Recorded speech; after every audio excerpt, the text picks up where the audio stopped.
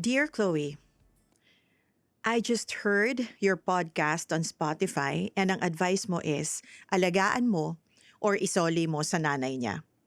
You know what, DJ Chloe, maraming beses akong niloko ng asawa ko.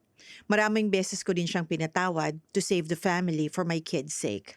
Pero dumating yung time na na-discover ko na lahat-lahat ng panloloko niya sa amin and I decided to walk away. Then, na-stroke siya. Kinausap ng mga hipag ko ang panganay ko na sila na lang ang mag-aalaga dahil alam nilang galit ako at pati sa kanila dahil kinukonsinti raw nila. Then after 2 months, umuwi yung asawa ko sa bahay namin sa Laguna and my youngest daughter is asking me kung hindi ko raw ba aalagaan ang tatay niya dahil nakakaawa raw. I said no. Ayoko at hindi ako handa na alagaan siya dahil if he did not respect me before, I think it's my turn to respect myself now. Tama ba yung desisyon ko? Do I have to feel guilty for that? Pinili ko na lang manahimik kasi I know I've done enough despite sa mga ginawa niya sa akin. Nung nasa ospital pa siya, nakita lahat yun ng mga anak ko. Masakit pero tiniis ko. One instance, the nurse asked me to feed him kasi paiinumin nila ng gamot. You know what he did to me? Sinipa niya ako at sinabing gusto ko na raw siyang mamatay talaga. And that was in Asian Hospital at marami pang ibang ginawa siya sa akin. Kaya ayoko na. Namatay na ang lahat ng nararamdaman ko para sa kanya. Mrs. V. Hi, Mrs. V. First, he never asked you to take care of him, diba? Bakit ka magvo-volunteer na alagaan? May sakit na siya, mapagmataas pa siya, aba ay siya na.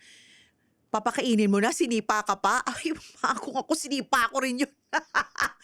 But, kidding aside, this is a perfect example. I hope this will be an eye-opener. No one is indispensable in this world at hindi ka habang buhay malakas. Kahit papadre de pamilya ka at ikaw ang kumikita at ang asawa mo ay nasa bahay lang, pag binawian ka ng lakas, asawa mo ang mag-aalaga sa'yo. Dapat ganon eh. Paano kung hindi mo trinato ng maayos ang may bahay mo? Diba? Some people exhaust their partners. Akala habang buhay malakas, habang buhay macho. I cannot blame you for choosing not to take care of him. Hindi talaga kita dyan mabiblame, sa totoo lang. May mga anak siya, may mga kapatid siyang konsentidor. Aba, kung ako, kayo na po ang mag-alaga. Ano yon?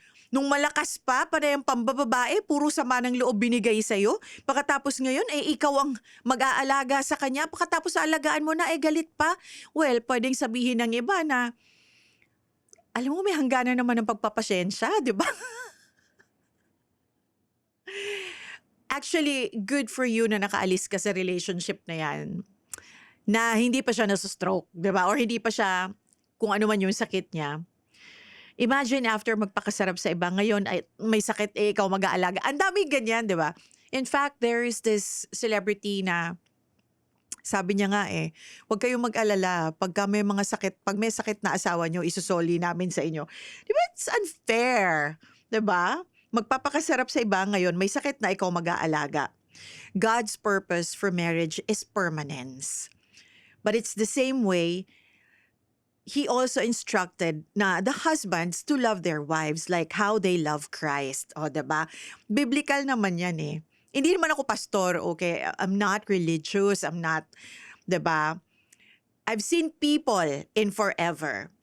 My parents, forever. Hanggang nawala na lang yung tatay ko. It takes a lifetime of sincerity and loyalty and patience and love for each other to be in a forever. But sadly, ang dami kasing,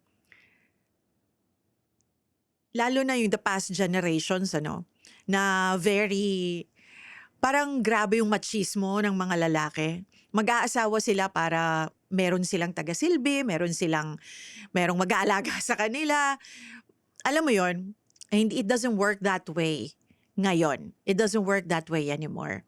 Kailangan parehas na kayong gumagawa ng paraan, parehas na kayong nagtutulungan para sa pamilya ninyo. And yung generation ngayon, nung panahon kasi namin, alam mo yon, ang goal lang talaga mag-asawa, mag-asawa, magkaroon anak, magpamilya. Pero I'm glad na tong generation na ito ngayon, masyado nang woke ang mga bata. May choice na sila eh. Kung gusto ba nila magkapamilya, gusto ba nila magkaanak.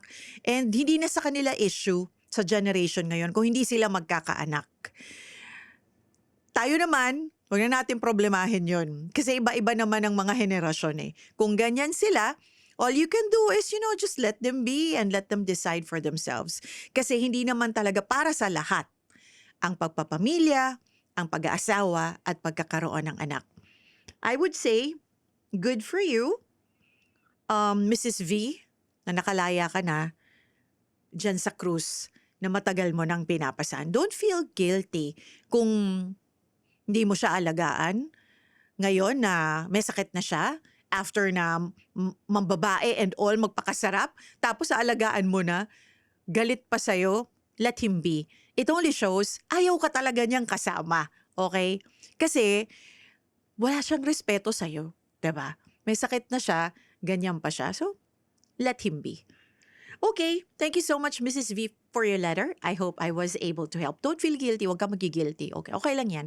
Pag-pray mo siya, kung kaya mong tumulong sa mga maliliit na paraan, pwede ka pa rin namang tumulong.